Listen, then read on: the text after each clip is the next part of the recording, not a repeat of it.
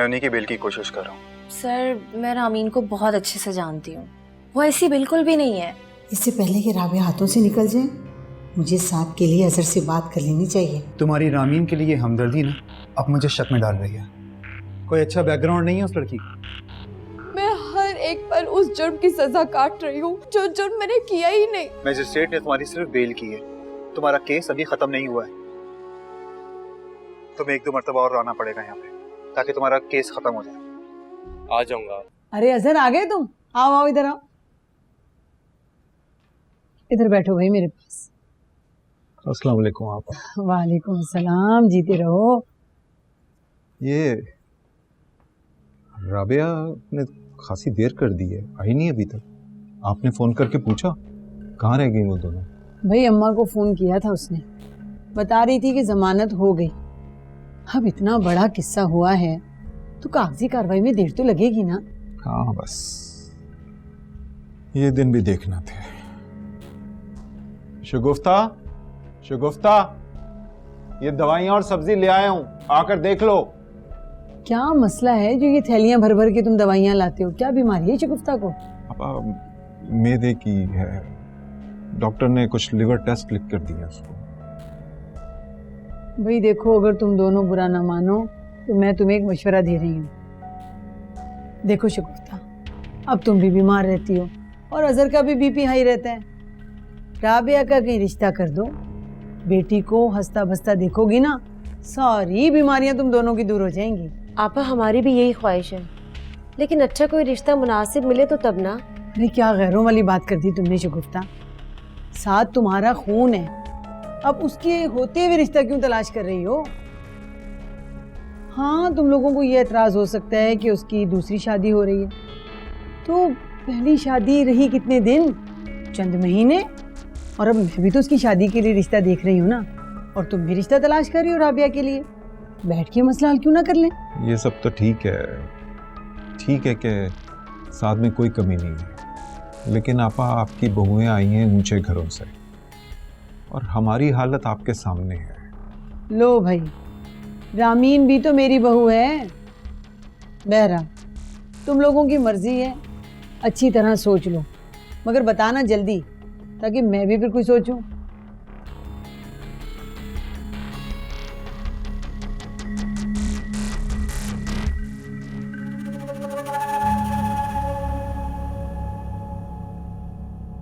देखो अजहर, मैं तुम्हारे ही फायदे की बात कर रही हूँ।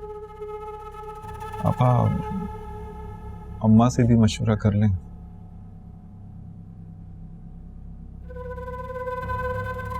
अच्छा हुआ भाई आप रिहा हो गए, मेरे तो इर्द गिर्द जैसे अंधेरा ही छा गया था, जैसे सब खत्म हो रहा हो। सिद्रा, क्यों परेशान हो रही हो? मैं आ गया हूँ वापस, बिला वजह अफसरदा हो रही हो। देखो तुम्हारे सामने बैठा हूँ। वो तो तुम्हारे समझाने के बाद फिर भी ये चुप हो गई है, वरना मेरे लाख समझाने के बावजूद भी चुप नहीं हो रही थी। कोई कत्ल थोड़ी ना किया है जो वापस नहीं आएगा। बिल्कुल ठीक कह रहा है उसका, एक बेबुनियाद सा केस है, 2 से 4 दिन में खत्म हो जाएगा। और मुझे पूरा यकीन है कि इसके पीछे फराज है। फराज हो या कोई और भाई, हमें बस यहाँ से चले जाना चाहिए। अब आप इस घर को बेचें और यहाँ से चलते हैं, बस हम पलट के कभी वापस नहीं आएंगे। क्यों जाऊं मैं यहाँ से? मेरी माँ मेरी बहन दोनों की कब्रें यहाँ पर है, मेरा अपना घर है। किसी के डराने या धमकाने से मैं अपनी जगह छोड़ के नहीं जाऊंगा। उस्मान, अब आप ही समझाएं इन्हें।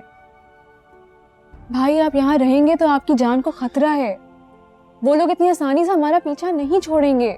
मेरे हिसाब से हुमायूं, सिद्रा ठीक है। इन लोगों के मुंह लगना ऐसा ही है जैसे अपना सर दीवार पे मारने जैसा। चीजें वाइंड अप करो और चलो यार यहाँ से। ऐसे कैसे चलो उस्मान, मैंने तुमसे कहा ना, मैं अब किसी से डरने वाला नहीं हूं। और अब मैं हर तरीके से तैयार हूं। यार ये बच्चियां कहाँ रह गई? बहुत देर कर दी इन्होंने। अल्लाह खैर करे, खैरियत से आ जाएं। हाँ, आ गई। आ गई मेरी बच्ची। तुम्हें मारा तो नहीं ना पुलिस वालों ने? अब बेटा बताओ ना। ये बोल क्यों नहीं रही? अरे कुछ बताओ, मेरा दिल डूबा जा रहा है। रामीन, ये बोल क्यों नहीं रही, चुप क्यों है? नानी आप भी कैसी बातें कर रही हैं। अब जो कुछ इनके साथ हुआ है या फिर जो कुछ अखबार में छपा है, उसके बाद तो इनका कदमों पर खड़ा रहना ही कमाल है। शुक्र करेंगे तो फिर भी चुप है। जो कुछ भी रामीन के साथ हुआ वो सब गलत था, एक बहतान था जो उस पर लगाया जा रहा है। हाँ तो राबिया तुम्हारा क्या ख्याल है? हम इस पर यकीन थोड़ी ना कर रहे हैं। मैं कसम खाकर कहता हूँ कि हमारे खानदान की लड़कियां जहर खाकर मर तो सकती हैं लेकिन ऐसी हरकत नहीं कर सकती।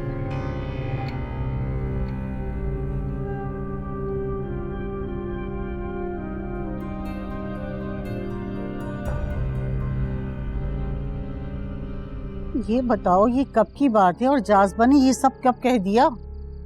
आज शाम जब अजहर घर आए तभी कर रही थी बात। मेरी तो समझ में ये बात नहीं आती, इतना छोटा सा घर है, खामोशी से ये सारी बातें हो जाती हैं और मुझे पता ही नहीं चलता। अम्मा तब आप नमाज पढ़ रही थी, उस वक्त तो अजहर सुनकर खामोश हो गए थे, लेकिन अब पता नहीं उनके जहन में क्या चल रहा होगा। देखो तुम्हें फिक्र करने की जरूरत नहीं है। अगर राबिया तुम्हारी औलाद है ना तो मेरी भी वो औलाद की औलाद है। अरे मुझे भी इतनी ही अजीज है जितनी तुम्हें। तुम फिक्र बिल्कुल नहीं करो और जो भी फैसला होगा ना इंशाल्लाह सोच समझ के ही होगा। अम्मा आप जाज़बा आपा की आदतें जानती हैं ना, और फिर साथ उसका भी आपको पता है। मैंने तुमसे कहा तो है कि फिक्र मत करो। तुम देखो रामीन अभी घर आई है, जरा ये मामला ठंडा हो जाए फिर मैं खुद मौका महल देख के बात कर लूंगी। अम्मा आप अजहर को समझा दीजिएगा, जल्दी ना करें। हाँ हाँ कहा है ना मैंने, तुम फिक्र मत करो, मैं मौका देख के बात कर लूंगी उससे। अभी तुम जाओ रामीन के लिए दूध गर्म कर लो, देखो तो सही कैसी पीली पड़ रही है। जी मैं जाती हूँ।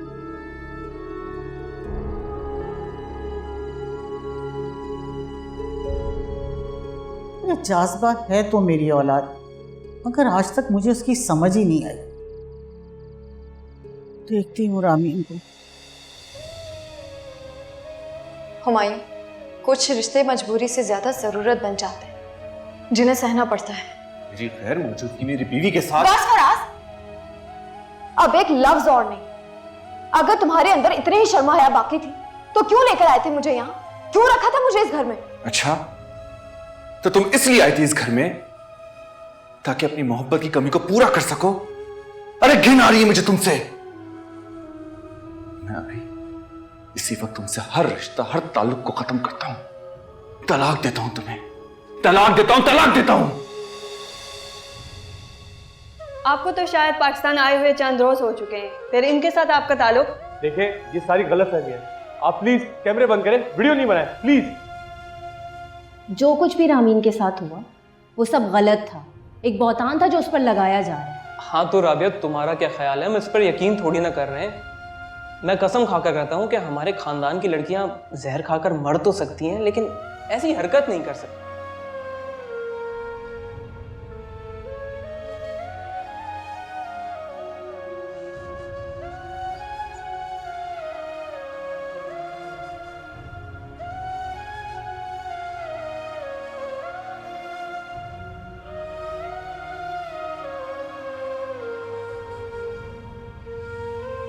मेरी दुकान पर तो लोगों का आना जाना लगा रहा, और उनके आने का मकसद सिर्फ रामीन वाले मामले की टो लेनी थी।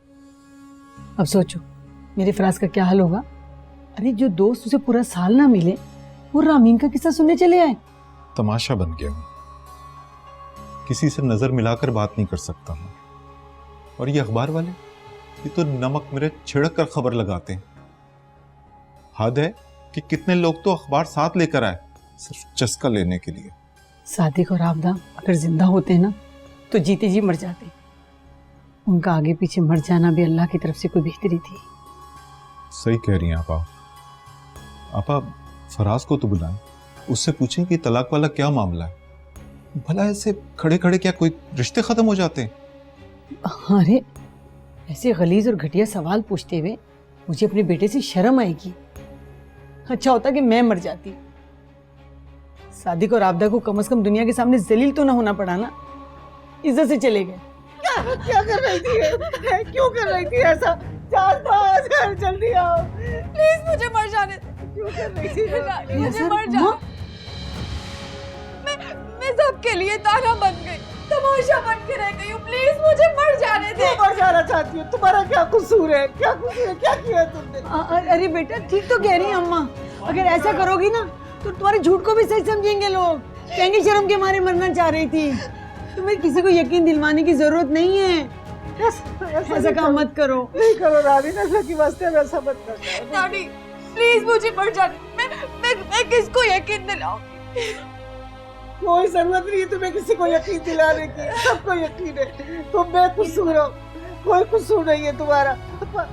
ये लो पानी पियो। बैठो बैठो बेटा, बस अब नहीं करना आएगा ना, पानी पिलाओ। ये लो पानी पियो। पी लो मेरा बेटा, एक घूंट पी लो मेरा बच्चा, एक घूंट पी लो। अम्मा इसे पानी पिलाएं।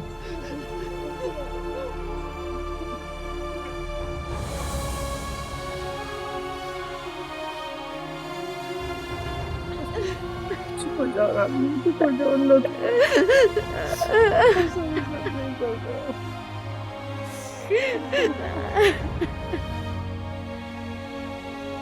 ये क्या तमाशा बना के रखा हुआ है तुम लोगों ने? मैं सिर्फ एक दिन छुट्टी कर लूं तो ऑफिस के तमाम लोग हाथ पे हाथ रख के बैठ जाते हैं।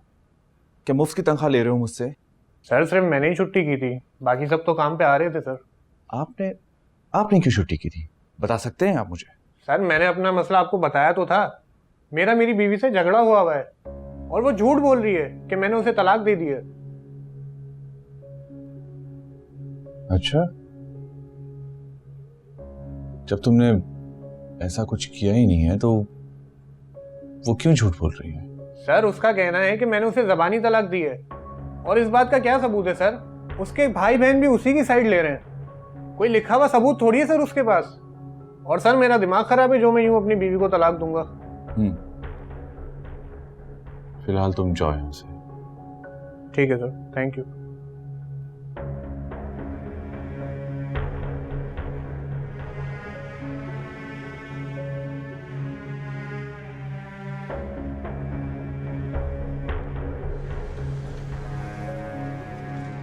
सर उसका कहना है कि मैंने उसे ज़बानी तलाक दी है, और इस बात का क्या सबूत है सर? उसके भाई बहन भी उसी की साइड ले रहे हैं, कोई लिखा हुआ सबूत थोड़ी है सर उसके पास। लिखा हुआ सबूत तो रामीन के पास भी नहीं है। वो कैसे साबित कर सकती है कि मैं उसे तलाक दे चुका हूं?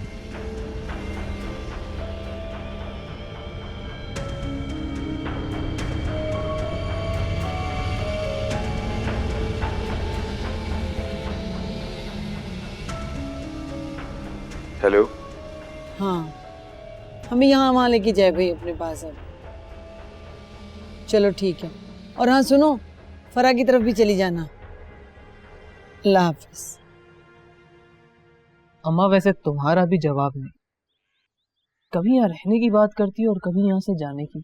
अरे रह तो मैं इसलिए रही थी कि अजहर से तुम्हारा रिश्ता मांगना था, वैसे यहाँ रहने का मेरा कोई इरादा नहीं है। अच्छा खैर, रहने की बात छोड़ो, ये बताओ ये रामीन के मरने का क्या किस्सा है?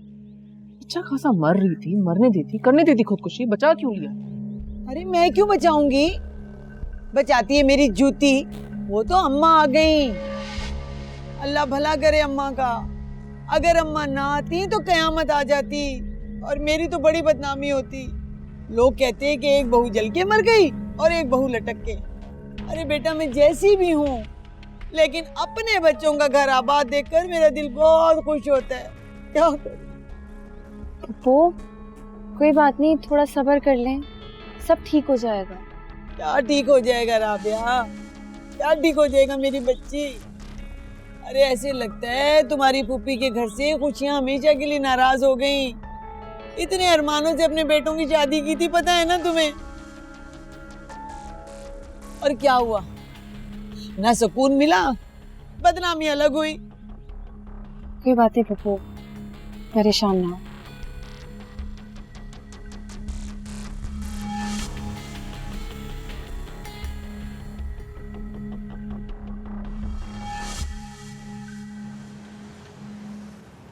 मैंने आज तुम्हें वकील के ऑफिस के बाहर देखा था, किस काम से गए थे तुम? वो एक दोस्त के साथ गया था, उसका कोई लीगल इशू चल रहा है।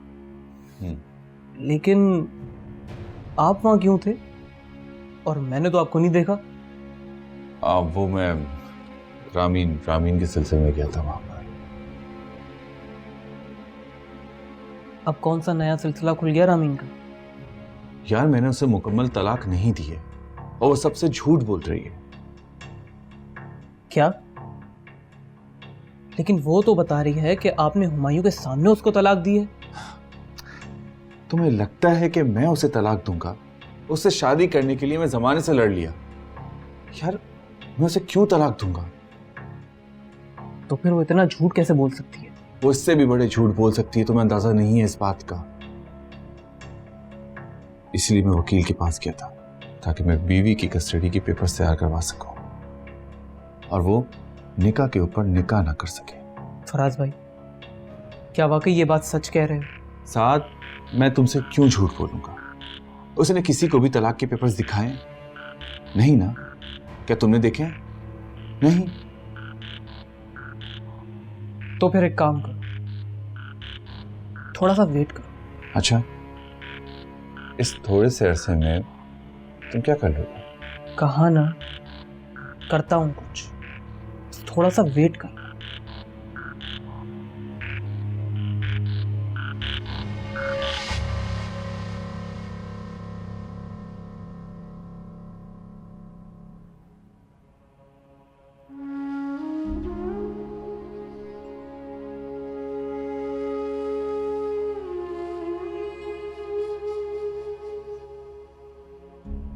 क्या बात है रामीन, तुम इस तरह यहाँ उदास क्यों बैठी हुई हो? सब खैरियत तो है ना बेटा? जी मुमानी, सब ठीक है। मैं नोटिस कर रही हूँ तुम किसी से बातचीत नहीं करती, बिल्कुल अलग थलग बैठती हो। सबके साथ बैठा करो, बोला करो बेटा, दिल का बोझ हल्का होता है। हाँ तो मेरी सारी जिंदगी हल्की हो गई, किसी से कुछ कहने का दिल नहीं चाहता। ऐसा मत सोचा करो रामीन। देखो अगर तुम ये समझती हो मैं और जाज बाबा तुम्हें कसूरवार समझते तो ऐसा बिल्कुल भी नहीं है।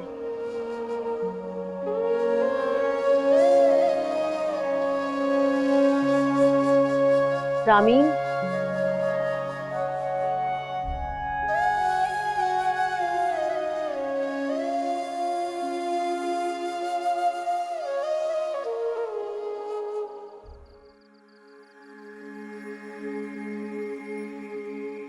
वो इससे भी बड़े झूठ बोल सकती है, तुम्हें अंदाजा नहीं है इस बात का। इसलिए मैं वकील के पास गया था ताकि मैं बीवी की कस्टडी के पेपर्स तैयार करवा सकूं और वो निकाह के ऊपर निकाह ना कर सके। जैसा मैं सोच रहा हूं, अगर वैसा हो जाए तो कमाल ही हो जाएगा। हुमायूं रामीन का गुरूर तो खाक में मिल जाएगा।